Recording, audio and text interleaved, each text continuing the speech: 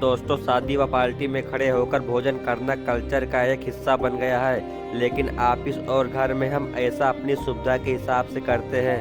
भाग दौड़ भरी जिंदगी में अपनी सहूलियत को देखते हुए हमने तमाम ऐसी आदतें डाल ली हैं जो हमारे शरीर को लगातार बीमारियों की ओर ढकेल रही है। इन्हीं में से एक आदत है खड़े होकर खाना खाने की। शादी व पार्टी में तो ये कल्चर का एक हिस्सा बन गया है, लेकिन अगर समय रहते आपने अपनी इस आदत को गुड बाय नहीं बोला तो भविष्य में आपको इसलिए पछताना पड़ सकता है। तो आइए जानते हैं खड़े होकर खाना खाने के नुकसान क्या है। Fact number 1। दरअसल जब हम खड़े होकर खाना खाते हैं तो उस समय हमारी आंतें सिकुड़ जाती हैं और भोजन ठीक से पच नहीं पाता है। इसका असर हमारे पाचन तंत्र पर पड़ता है और हमें अपच, कब्ज, एसिडिटी की समस्या होती है। कई बार बेचैनी भी महसूस होती है। Fact number 2। खड़े होकर खाना खाने से भोजन सीधा आंतों में चला जाता है।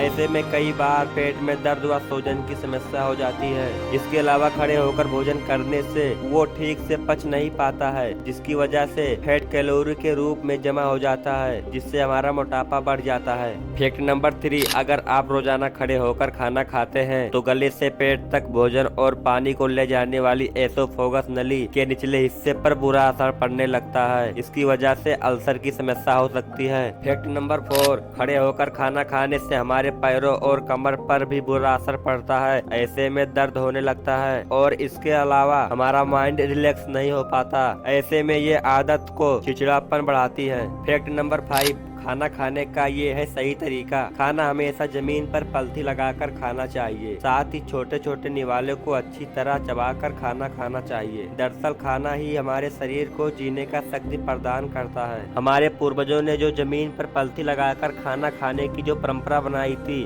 उसके पीछे कोई गहरी सोच थी। जब हम पलथी लगाकर जमीन पर बैठते हैं तो एक विशेष योगासन की अवस्था में होते हैं, जिसे सुखासन कहा जाता है। सुखासन से स्वास्थ्य संबंधी सभी लाभ प्राप्त होते हैं। कुछ नया जाना हो तो चैनल को सब्सक्राइब कर देना।